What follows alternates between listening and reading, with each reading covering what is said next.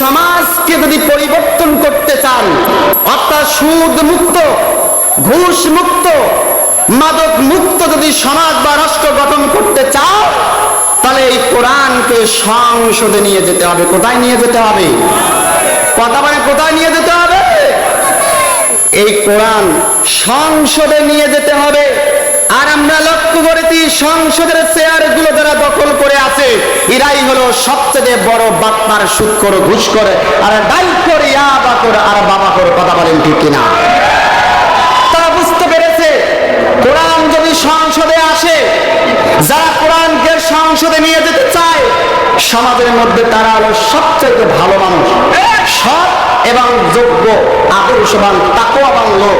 আর এই লোকগুলো যদি সংসদের মধ্যে আসে, আমাদের আর বাটপারি খাওয়া হবে না। অতএব তারা ক্ষমতায় যাওয়ার পরে একের পর এক জুলুম করে তাদের উপরেই, যারা এই কোরআনকে সংসদে নিয়ে যেতে চায়। কথা বলেন ঠিক কিনা?